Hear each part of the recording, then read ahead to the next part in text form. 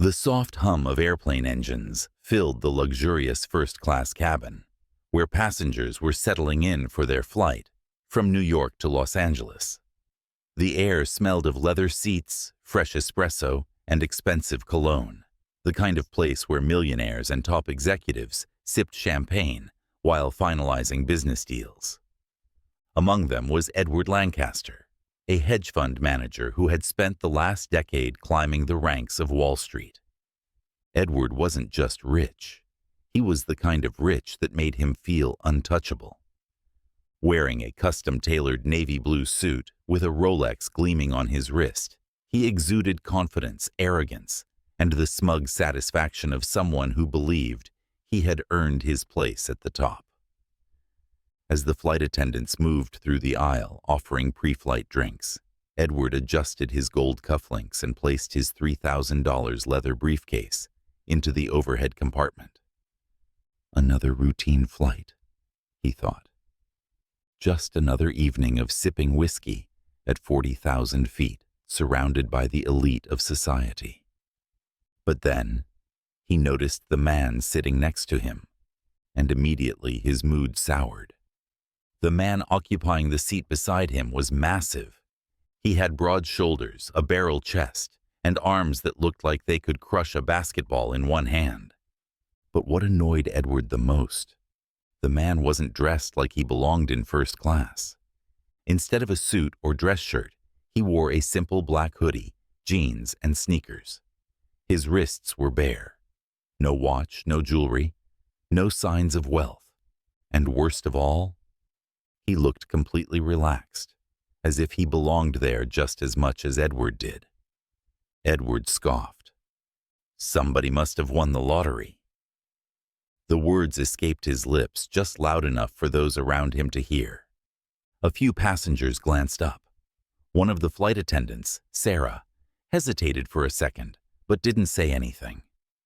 The large man next to him, he didn't react, didn't even flinch. Instead, he just gave a small, knowing smile, one that somehow annoyed Edward even more. Edward smirked and leaned back in his seat, swirling the ice in his whiskey glass. First class isn't what it used to be, he muttered. They'll let just about anyone in these days. Still, the man beside him said nothing, just smiled. That alone should have been Edward's first warning, because soon he would realize just how badly he had messed up.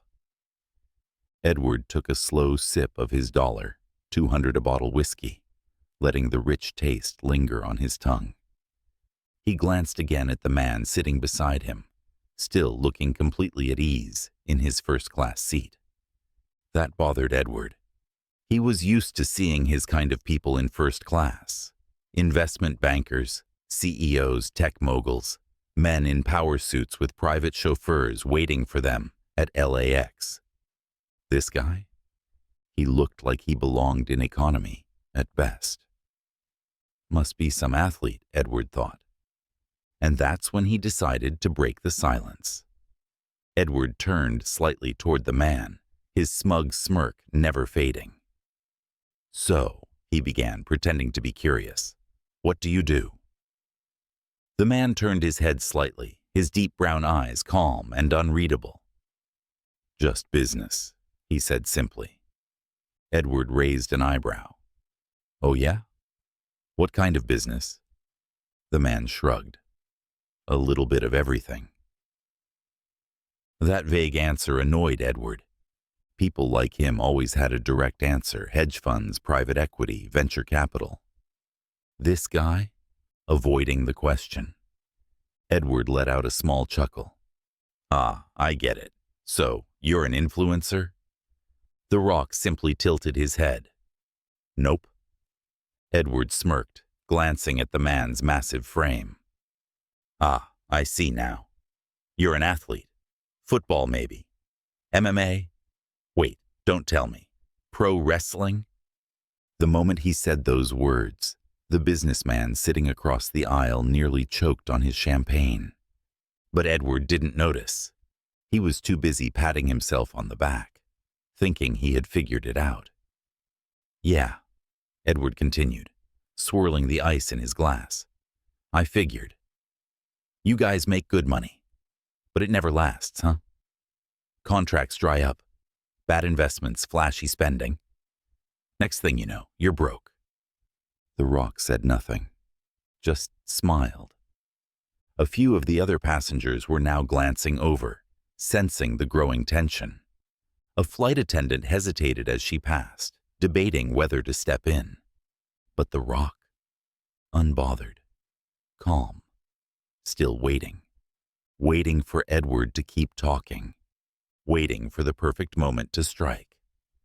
Edward, feeling emboldened, leaned in slightly.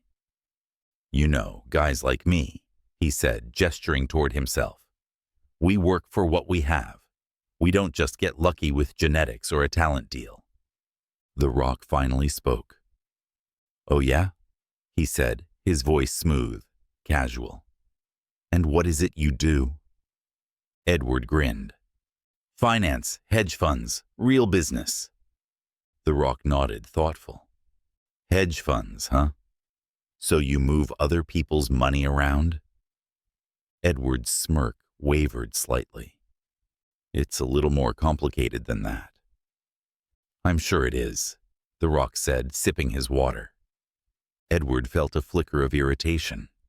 He was used to people being impressed when they found out what he did. He was used to people respecting his wealth. But this guy? He looked completely unimpressed. Edward scoffed, shaking his head. You know, I just don't get it. First class used to mean something. Now you've got influencers, social media stars, and, well, let's be honest, guys who got lucky. The Rock didn't blink. Lucky. Yeah, Edward continued, sipping his whiskey. Let's be real. If it weren't for sports or entertainment, where would you be? A few passengers exchanged uneasy glances. They had realized something Edward hadn't. Because now, it was about to happen. The moment where Edward would regret everything. For the first time, the first-class cabin had gone eerily quiet. Passengers were no longer just glancing at Edward and his seatmate. They were watching. Some with barely contained smirks, others with wide, knowing eyes, as if they had front-row seats to a movie twist unfolding in real time. Edward, however, remained blissfully unaware. He sat back, sipping his whiskey, feeling superior, certain that he had put this oversized, underdressed man in his place. That's when a flight attendant walked up, a young woman, mid-20s, polished uniform, warm but professional smile. Her name tag read, Sarah. She approached the large man beside Edward, and her breath hitched, her eyes widened, mouth opening slightly in shock. Edward noticed this and smirked. Ah, here we go. Finally realizing that this guy doesn't belong here either. But then, Sarah's lips curved into an excited smile, and she spoke the words that sent a chill down Edward's spine. Oh my God, Mr. Johnson, it's an honor to have you on board. Time seemed to stop. Edward's hand tightened around his whiskey glass. His mind raced. Mr. Johnson? He turned his head slowly, as if he was afraid to confirm what was now painfully obvious. And that's when he finally saw it. The familiar strong jawline, the warm but confident smirk, the unmistakable tattoos peeking from his sleeves. Dwayne, The Rock, Johnson, the world-famous actor, the former WWE legend, the business mogul worth over $800 million. The man Edward had just spent the last 10 minutes mocking. Everything inside him collapsed. His face drained of color. His throat went completely dry. Passengers were now openly chuckling, nudging each other, whispering things like, "He has no idea what he just did. Oh man, this is so awkward." Edward wanted to disappear.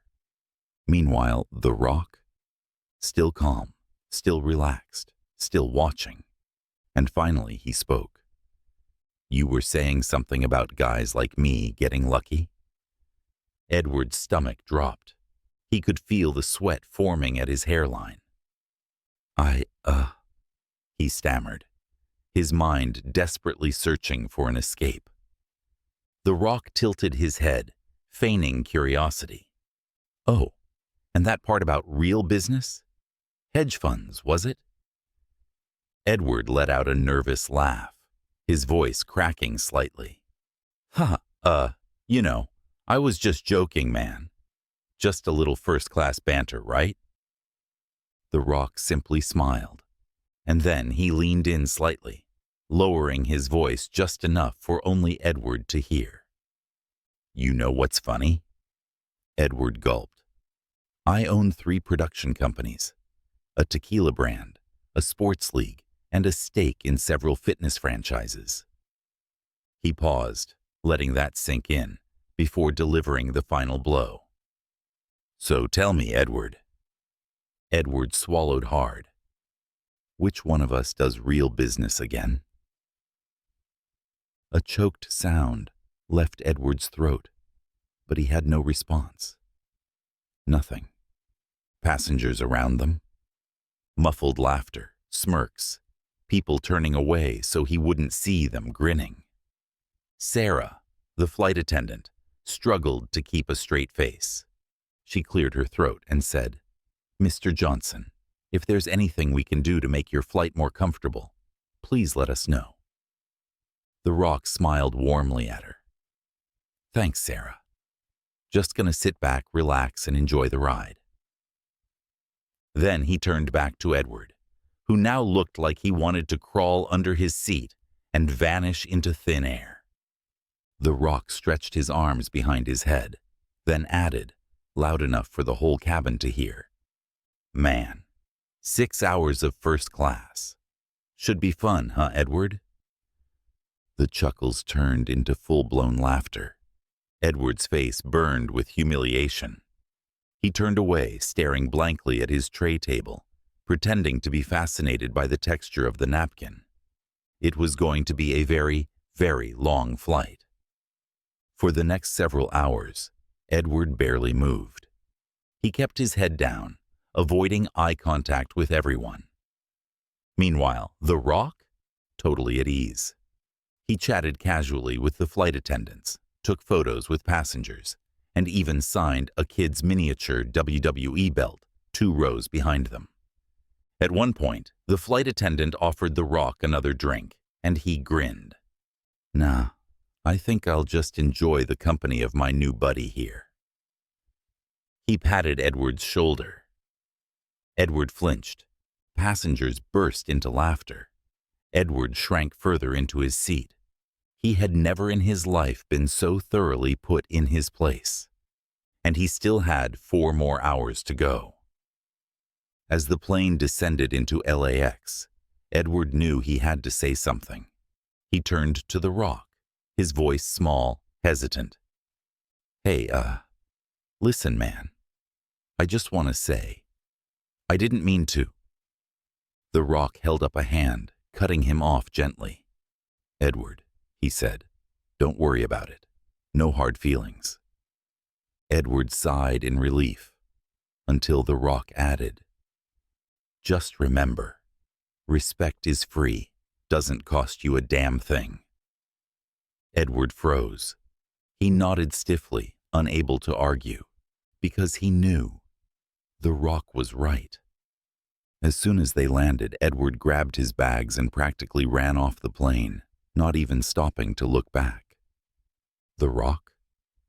He took his time, smiling and shaking hands with fans, looking completely unbothered. And just like that, Edward Lancaster, the arrogant hedge fund manager, had learned the most expensive lesson of his life. One that cost him nothing. But his pride.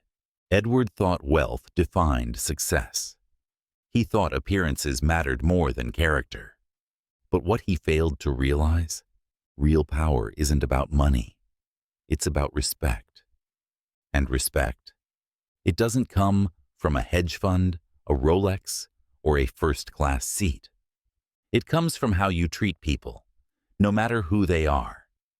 Because one day, the person you look down on might just be the most powerful man in the room. What would you have done if you were in The Rock's position? Let us know in the comments. And don't forget to like, share, and subscribe to Stories Unfolded for more epic real-life moments.